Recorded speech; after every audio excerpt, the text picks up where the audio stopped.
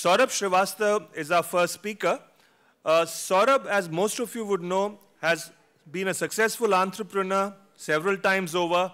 He's been the inspiration behind TIE in India, Indian Angel Network, and most recently, he's playing a stellar role in the government, helping to craft the entrepreneurship policy.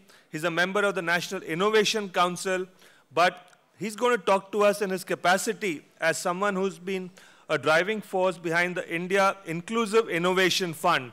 Now, for all the entrepreneurs in this room and many more in the pipeline, this fund is one of the most significant things that we will see. And no one better than Saurabh to talk to us about this. Without further ado, I'm going to invite Saurabh to come and talk to us about the India Inclusive Innovation Fund. Once Saurabh sets the tone, we have a panel discussion featuring a bunch of investors and investees on the various things surrounding raising money and the engagement thereafter. But first, to set the tone, Saurabh Srivastava.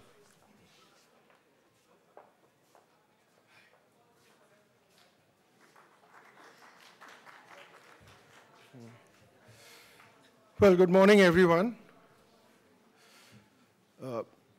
We had a very inspirational session in the morning, and I was here listening to many of the ventures and things that all of you were doing.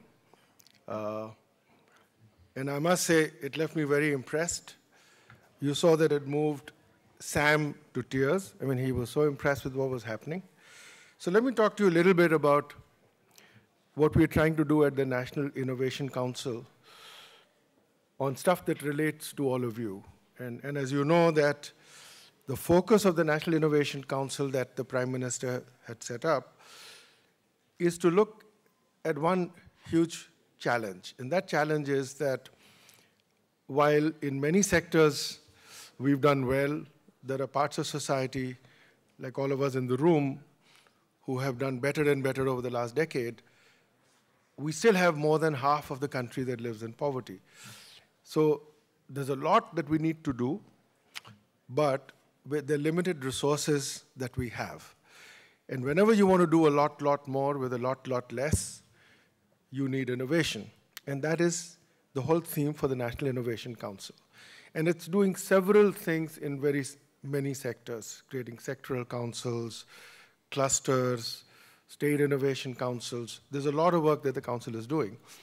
But the one that I wanted to talk about is the one that within the council, each one of us is driving an initiative, and the initiative I'm driving relates to what we call the India Inclusive Innovation Fund. Now, where it stems from is simple. If we look around for all of us in the room, our lives today are immensely better than they were 2 decades ago, a decade ago, even 5 years ago. How we communicate, how we play, if you look at the gizmos, the gadgets, everything, all of it has made huge strides. And the reason all of that has happened is because of innovation. We have found a way, because innovation by itself is meaningless. You and I can think of a very innovative idea, but if it doesn't get out of the room, if it doesn't get out of our head, if it doesn't get converted into a product or a service or something which changes the quality of people's lives, it's a meaningless word. So the world has discovered a model where you can combine innovation with the dynamism of entrepreneurs and enterprise, and that results in the creation of products and services that seriously and in a very nice way impact our lives. The mobile phone, the internet, all of this, that's how it's come about. And this is a model which we call venture capital. It's a great model because it allows you to take risks, which is inherent in trying something new, innovative. And the model is one which says that I can ask you to give me some money to invest, and I can tell you, look, I'll invest in 20 good ideas, and majority of them will fail, and only 2 or 3 might succeed, but I'll give you a 30% return on your capital. Now, this model has been used extensively to really make innovation happen, to change the lives of the affluent. And the reason that's happened is because this model is been created in the West. The big problem in the West is not that half or more than half of their people live in poverty. Those are middle-class societies, so it addresses the challenges of the affluent. What has not happened is to try and leverage this model for meeting the challenges of the poor. So if you look today, the poor are really handled or assisted by two classes of capital. There is philanthropy, and by all means, you do need philanthropy for the poorest of the poor. The challenge with philanthropy is it's a very small pool of capital. In India, it's even smaller. The best practice globally says that corporates would put in 1% of their PBT towards CSR. It means a company doing $1 billion of revenue would probably put in $1 million in CSR. So it's a very limited pool of capital. Plus, it is grant money, and it's spent through bodies, non-governmental organizations, very passionate, committed, and great people. But their job is not to build sustainable enterprises. It's not their expertise. They do good work. But when the money stops, the work stops. So it's not very sustainable. Then you have government grants. These are even more inefficient because half of the money leaks out before it gets there. And it has the same challenge. So both of these are needed in different ways, but they're not enough.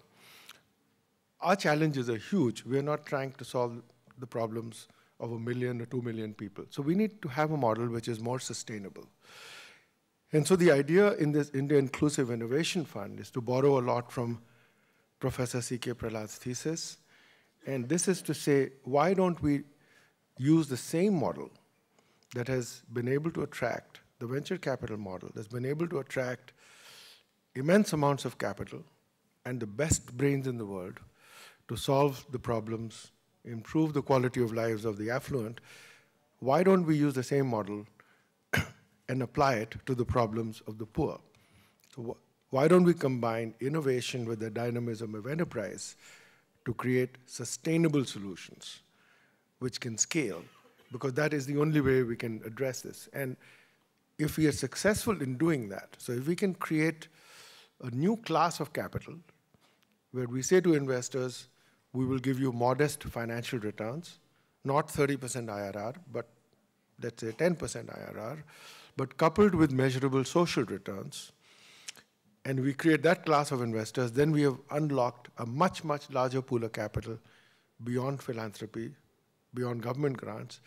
Most important thing is the thesis is that what you're trying to do is to create ventures that impact the poor, that are meant to create products, services, things that improve their lives, but ventures that are going to be sustainable and scalable. So once you put in money, you put it in, you mentor them, you handle them in a way that those ventures scale, those ventures grow. That is the only way that something good that you're doing. In the morning, I was listening to so many of you. You're doing fantastic things. Think of if you were able to reach 1 million times the number of people you do reach. Wouldn't that be great? So this is the thing that we want to do. We want to take things that are happening, like what I heard this morning, and see how can we help them scale? How can we mentor you? How can we invest in you? How can we get you connected to other networks? Those are some of the ideas that we're trying to do in the fund. And it's not just investing. What we're trying to do is actually build an inclusive innovation ecosystem. So the idea is to become an anchor for creating a very large mentoring network. Some mentoring networks do exist. We will get them all connected into an overall mentoring network where we will have systems where we can incentivize, we can pay, we can actually get a class of mentors who can help each of the ventures improve what they're doing, scale up what they're doing. We're going to, again, do the same thing on incubation, become a central point to do it. We will not just invest in ventures, but also in other funds that may come up to do the same thing. So we largely want to create this whole ecosystem.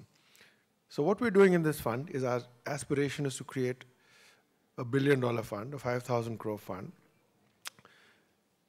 And it'll be solely focused on ventures, ideas, entrepreneurs that impact the bottom half of society.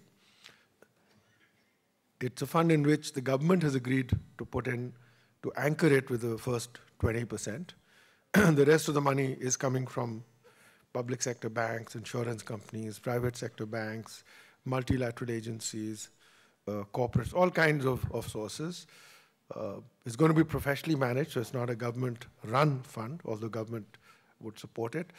And the reason we thought it would be important to get government support is because there are so many different government schemes. And if many of the things we heard this morning, what if this could be changed? What if this could be improved? So having that support from government would give us a chance, as we hear of the things that need to be done, to go back and be able to help improve some of those things. That's one of the reasons that we thought we need some government backing. But government will not be involved in this investment decisions and divestment decisions. It would only be involved to ensure that the thesis of the fund is what we have said it to be. We're hoping for this fund to actually get operational by the end of this financial year, or let's say the beginning of the next financial year, with an initial corpus of 500 crores. And over the next 2 years, hopefully we will get it up to 5,000 crores. The bulk of investments will be in seed and early stage schemes, but as you grow, the fund will also be there to be able to help you scale, working with other funds, other parts of the ecosystem. So we are connecting with every part of the country, every organization, institution in the country that is dealing with this space. We're hoping to bring it all together. Everybody is helping. Srikanth is a huge support in that area. There are lots of people from within the Angel Network, from TIE, from government. And we've been very encouraged by the fact that very successful people, successful serial entrepreneurs, people who run VC funds, from here, from around the world, are actually happy to come and take huge cuts on what they're making today and get involved in managing and running of the fund. So I think it's a great idea whose time seems to have come. We're almost there. Started in around April. We would love to connect with all of you who have anything that you think is of value, and certainly the ones I saw in the morning, all of them would be very interesting for us to look at. And there's every reason this should succeed, and there's every reason why we in India should do this experiment, because we're unique. We're home to the world's largest poor. So if anybody has to do this experiment on scale, it should be India. The second is, although we have all the challenges that go with being a developing country, having so many poor, we also have all the means to solve them. We have world-class entrepreneurs. We have access to world-class technology. We have 1 billion people connected.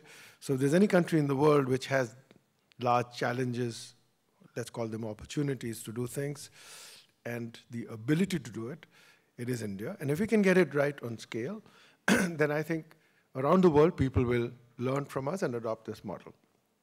We're not the only ones doing it. The UK has set up something called the Big Society Fund. It's trying to do something similar, same scale. South Africa is doing something similar. Many countries are thinking about it. So it is an idea whose time has come. And all I can say with that is we're looking forward to get it going. Stay connected, reach out. We will reach out to all of you. Thank you very much, Srikanth.